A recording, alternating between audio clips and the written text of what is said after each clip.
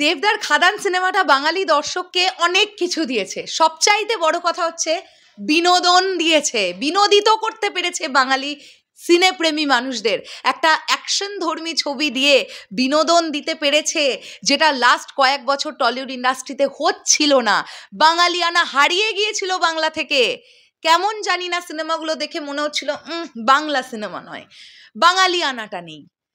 দেবদা এই খাদান সিনেমার মধ্যে দিয়ে তিনজন এমন মানুষকে আমাদের দিয়েছে যারা ইন ফিউচার প্রচণ্ড সম্ভাবনাময়, প্রচণ্ড সাকসেসফুল তিনজন মানুষকে টলিউড ইন্ডাস্ট্রি পেতে পারে।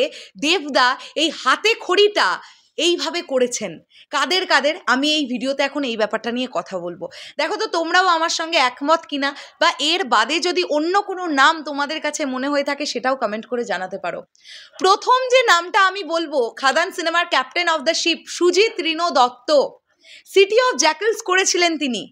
সেই সিনেমাটা যেরকম আলোচিত হয়েছিল তার 10 ডবল বেশি আলোচনায় এসেছে খাদান। কারণ সিটি অফ জ্যাকেলস একটা অন্য ধরনের ছবি ছিল, খাদান কমপ্লিটলি একটা অন্য ধরনের ছবি।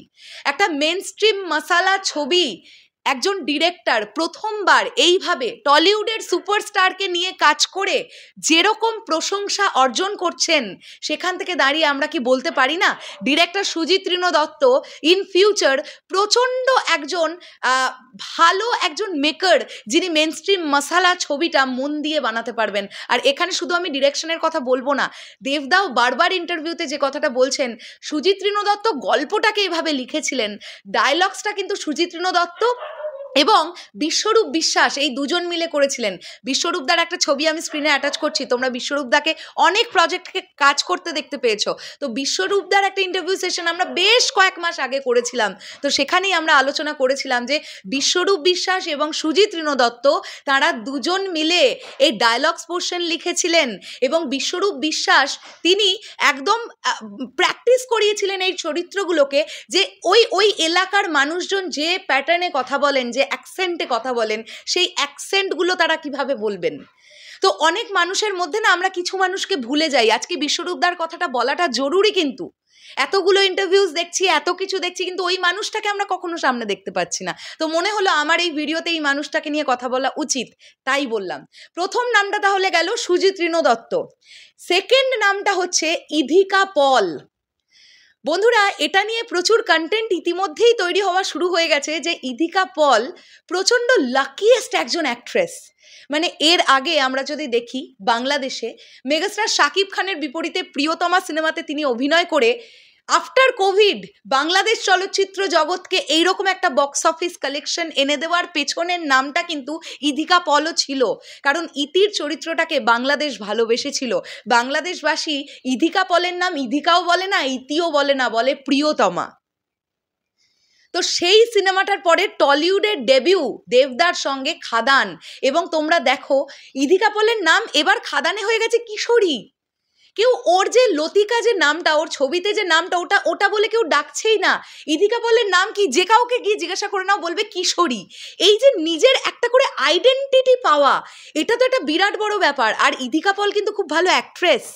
মানে একটা জিনিসও বলতে হবে যে ডিরেক্টরসরা এমন এমন ছবিতেই ইধিকা পলকে কাস্ট করছেন যে চরিত্রগুলোর সঙ্গে ইধিকা পলের ফেস, বডি ল্যাঙ্গুয়েজ সবটা একদম মিলেমিশে একাকার হয়ে যাচ্ছে, এটা বলতে হবে।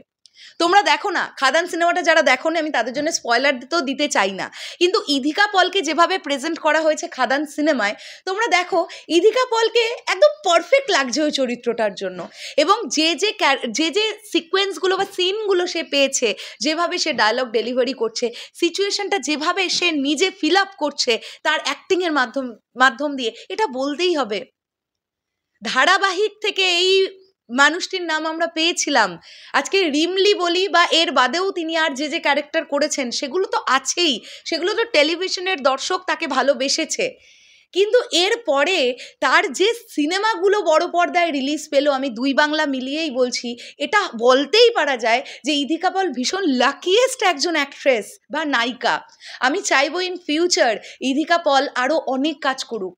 মেগাস্টার শাকিব খানের বিপরীতে আবারও বরবাদ সিনেমায় আমরা তাকে জুটি হিসেবে দেখতে পাবো, যে সিনেমাটা মুক্তি পাবে বাংলাদেশে ঈদে, অর্থাৎ মার্চের এন্ডে। সো খাদান সিনেমাটা কিন্তু কলকাতা ইন্ডাস্ট্রিকে প্রচন্ড একজন সম্ভাবনাময় নায়িকাকেও দিল আমাদের, এটাও বলতে হবে, যাকে মানুষ পছন্দ করেছে। থার্ড যে নামটা বলবো, মোস্ট ইম্পর্ট্যান্ট, জন। ধারাবাহিকের একটা অত্যন্ত জনপ্রিয়তা তার কাছে এমনিই আছে। তোমরা দেখো খাদান ট্যুরের অনেকগুলো ট্যুরে কিন্তু আমরা জনকে দেখতে পাইনি, হ্যাঁ, লাইক দু থেকে তিনটে কনসার্টে বা ইভেন্টে আমরা দেখতে পেয়েছি জয়কে। লাস্ট যেদিন রিশরাতে গেলাম, সেই রিশরাতে দেবদার তো ক্রেজটা আলাদা, ওটা তো ছাড়োই, ওটা তো আছেই, মানে ultimate superstar of Tollywood industry. তার সঙ্গে সঙ্গে এটা বলতে হবে, জনেরও একটা ক্রেজ কিন্তু আমরা লক্ষ্য করতে পেরেছি এখানে। তার মানে দর্শকের কাছে জনের একটা অ্যাকসেপ্টেন্স আছে, রাইট? এবং জনকে যেভাবে প্রেজেন্ট করা হয়েছে খাদান সিনেমায়, প্রচণ্ড সম্ভাবনাময় একজন অ্যাক্টর টলিউড ইন্ডাস্ট্রিতে যে কনস্ট্যান্ট কাজ করতে পারে। এর আগে কিন্তু আমরা প্রধানেও জনকে দেখেছি, কিন্তু প্রধানে সে যে চরিত্রটা প্লে করেছিল সেটা অনেক বেশি ফ্লারিশ করতে পারেনি। খাদানে যে চরিত্রটা সে প্লে করেছে সেটা ফ্লারিশ করেছে। একটা মেনস্ট্রিম মশালা ছবিতে হিরোর সঙ্গে ভিলেনকেও তো টক্করটা নিতে হবে, তবে তো শেয়ানে জমবে ভাই, পাতি কথা। আমরা যিশুদাকে যেভাবে দেখেছি, আমরা জনকেও কিন্তু ওই ব্যাপারটা, ওই অ্যাপ্রোচটা কিন্তু রাখা হয়েছিল। আমি স্পয়লার দিতে চাই না, তোমরা জনের পারফরমেন্স গিয়ে খাদানে দেখে নাও, ভালো লাগবে তোমাদের মনে হবে না যে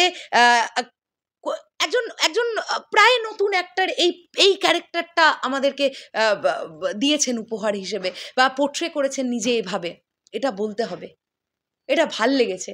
তো খাদান সিনেমা আমাদেরকে তিনজন প্রচণ্ড সম্ভাবনাময় কলা কুশলীদের উপহার দিয়েছে, যারা কনস্ট্যান্ট র্যান্ডমলি টলিউডে কাজ করতে পারার ক্ষমতা রাখেন তাদের নিজেদের প্রতিভার মাধ্যমে।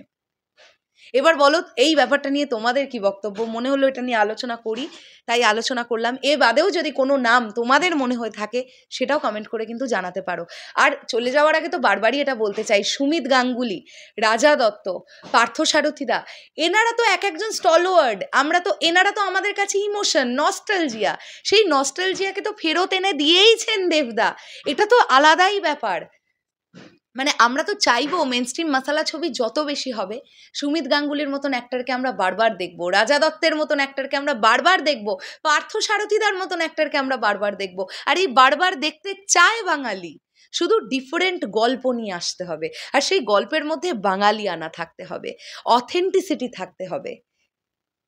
চলো শেষ করলাম ভিডিওটা, আসছি আবার খুব শিগগিরই নতুন কোনো ভিডিও নিয়ে। তোমাদের কি বক্তব্য এই পুরো বিষয়টাকে নিয়ে কমেন্ট করে জানাতে পারো। দেখা হচ্ছে আবার খুব শিগগিরই। এখনের জন্যে টাটা।